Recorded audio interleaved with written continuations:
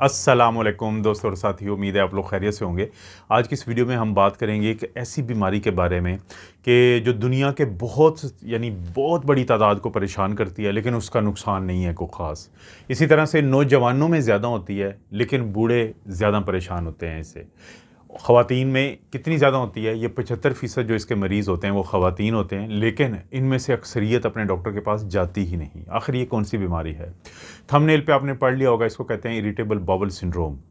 लफ्ज़ी मतलब क्या है? ये सिंड्रोम हमेशा एक ऐसी चीज़ को कहते हैं कि जिसकी अलामात मुख्तलिफ़ किस्म की आती हों, सिर्फ़ एक तरफ की ना आती हों। इरिटेबल बेचैनी, और बावल कहते हैं आंतों को। इसका मतलब है ये एक ऐसी बीमारी है कि जिसमें आपकी आंतें जो हैं वो बेचैन होती हैं। अब ये बीमारी आमतौर पे, जैसे मैंने वीडियो के शुरू में ही बताया, कि नौजवानों को होती है। ये जो अर्ली टीन से लेके 20th तक, यानी कि 20-30 साल के मरीज़ आते हैं इसमें, 15 साल के लड़के लड़कियां आते हैं, और ख़ास तौर पे ये लड़कियों में होती है। तो इसमें इसको फंक्शनल डिजीज़ कहते हैं। फंक्शनल किसी भी ऐसी बीमारी को कहते हैं कि जिसमें जो आपका ऑर्गन होता है, आपका जो उज़्व होता है, उसका कोई मसला नहीं होता। उनको हम एनाटॉमिकल डिजीज़ कहते हैं या ऑर्गेनिक डिजीज़ कहते हैं। लेकिन फंक्शनल ये होता है कि अलामात आती हैं। क्या वो अलामात होती हैं? इसमें जो अलामात होती हैं वो चलती रहती हैं, या उनका बार बार अटैक होता है, और क्रॉनिक होती हैं कि दायमी होती हैं, कि ये नहीं होगा कि 2 दिन होंगी, बल्कि ये चलती रहती हैं। क्या होती हैं? जैसे पेट के निचले हिस्से में दर्द होता है, और इस दर्द के साथ साथ लोगों को गैस ज़्यादा बनती है। इसके साथ उनको अपना जो पेट होता है वो फूला हुआ नज़र आता है। बाज़ औक़ात लोगों को जलन होती है सीने की नाली में, जिसको हार्ट बर्न कहते हैं। बाज़ औक़ात लोगों को डकार बहुत ज़्यादा आती है। इसी तरह से जब भी वो स्टूल पास करने जाते हैं, पखाना करने के लिए जाते हैं, तो वापस आके उनको लगता है कि उनको तो ये अभी मोशन आया ही नहीं है, उन्होंने तो इसको अभी क्लियर नहीं किया अपनी बावल को। इसके साथ साथ लोगों को पट्ठों का दर्द होता है, लोगों को बेचैनी, डिप्रेशन, ये सारी चीज़ें चलती रहती हैं। तो इस किस्म की ये सारी क्योंकि अलामात होती हैं, तो इसलिए इसका नाम जो है IBS होता है, यानी कि इरिटेबल बाउल सिंड्रोम। वीडियो के इसी स्टेज पे मैं आपको बता देता हूँ कि हमेशा ज़हन में रखें कि ये एक ऐसी बीमारी है कि जिसका लोगों को कोई ख़ास नुकसान नहीं होता, लेकिन ये एक ऐसी बीमारी है कि जिसकी अलामात कुछ दूसरी ऐसी बीमारियों से मिलती जुलती हैं कि जो ख़तरनाक साबित हो सकती हैं।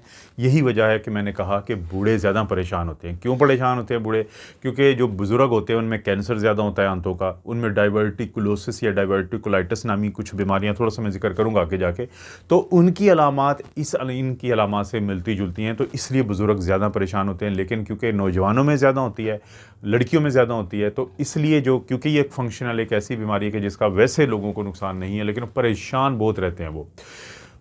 इसकी जो सिर्फ़ कुछ चीज़ें आप हमेशा बहुत मोहतात रहें कि ये जो मैंने अलामात बताई हैं, इसके अलावा अगर आप में कुछ ऐसी अलामात आएँ, तो उस सूरत में आपने इतबार नहीं करना कि यह IBS है, बल्कि आपने खुद परेशान हो के, चाहे आप नौजवान ही क्यों ना हो, तो अपने डॉक्टर से बात करना है। जैसे अगर आपको पखाने के साथ खून आए, जिसको हीमेटोचीज़िया कहते हैं, हीमेटोकीजिया कहते हैं, ब्राइट रेड जो एक ब्लड आए किसी को, या फिर किसी को इन अलामात के साथ साथ बहुत ज़्यादा बुखार हो, या फिर किसी को बहुत ज़्यादा उल्टियाँ आएँ, या रात के वक्त उनको डायरिया लग जाए। दरअसल IBS में जो पेट का दर्द होता है, उसके साथ साथ लोगों को या तो लूज़ मोशन लगते हैं, या उनको कब्ज़ होती है, या दोनों चीज़ें मिक्स होती हैं, या चौथी कैटेगरी वो है कि इनमें तीनों में से चाहे कोई नहीं होती। लेकिन आम तौर पे लोगों को पेट में दर्द के साथ जो घूमता रहता है उनका पेट का दर्द, तो या कब्ज़ होती है या लूज़ मोशन होते हैं। लेकिन और ये जो मोशन आते हैं, ये आमतौर पर सुबह उठने के बाद ही आते हैं, कि अक्सर जो मोशन या वाशरूम जाना पड़ता है वो सुबह के टाइम पर जाना पड़ता है। लेकिन अगर किसी को रात को जाना पड़े, बहुत ज़्यादा बुखार हो, बहुत ज़्यादा उल्टियाँ हों, खून आए, जैसे मैंने कहा कि स्टूल के साथ, या वज़न में कमी हो जाए, इन्हें हम कहते हैं वार्निंग साइंस। तो इस सूरत में फिर बहुत ज़रूरी है उस बीमारी को पकड़ना जो ऑर्गेनिक होगी, फंक्शनल नहीं होगी।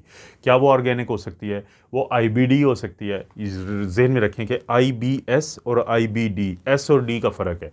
S से क्या बनता है कि सिंड्रोम, यानी इरिटेबल बाउल सिंड्रोम, और IBD से क्या बनता है? इन्फ्लेमेटरी बाउल डिजीज़, के आंतों की एक ऐसी बीमारी जिसमें सोजिश होती है।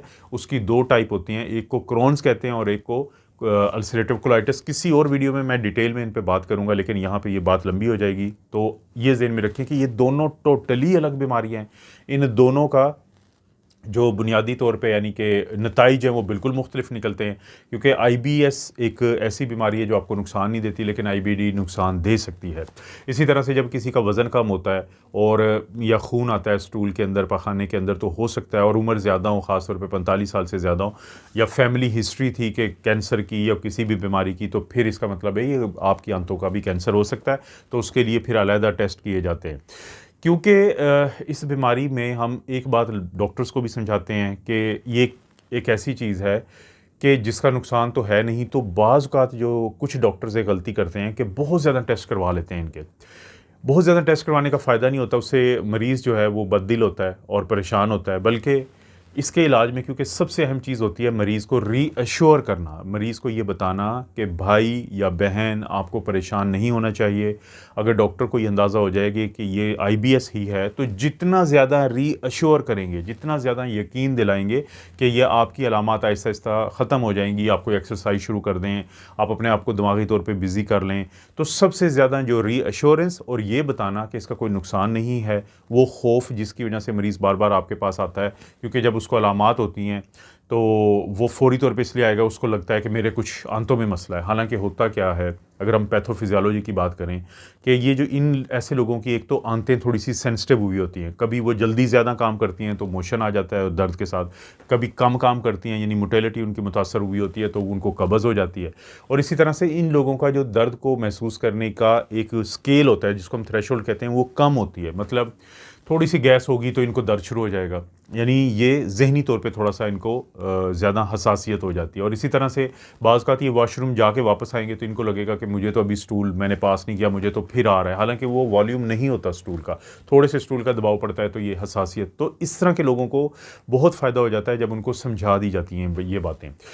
लेकिन ये कि हाँ, अगर आप इन्फ्लेमेटरी बाउल डिजीज़ के लिए हम आमतौर पे एक टेस्ट करते हैं कैमरे का जिसको कोलोनोस्कोपी कहते हैं, लेकिन उससे पहले आप फीकल कैलप्रोटेक्टेंट टेस्ट करवा लिया जाता है मरीज़ का, कि अगर वो 50 माइक्रोग्राम पर मिलीग्राम से ज़्यादा तो फिर कोलोनोस्कोपी करते हैं। CRP करवाते हैं इन्फ्लेमेशन को देखने के लिए, कि किसी को अगर इन्फ्लेमेशन है किसी की आंतों में तो CRP कर लेते हैं। CBC का टेस्ट करवाते हैं एनीमिया देखने के लिए, अगर किसी को खून की कमी हो तो फिर स्टूल का ब्लड करवाते हैं, फॉर ओकल्ट ब्लड, अगर वहाँ पे खून आ रहा हो तो इसका मतलब है कि फिर हमें ज़रूरत है कि देखने की किसी को बवासीर तो नहीं है, किसी को और तो खुदा न खास्ता डाइवर्टिकुलाइटिस या डाइवर्टिकुलोसिस बुजुर्गों को तो नहीं है, तो फिर हम कोलोनोस्कोपी की तरफ जाते हैं।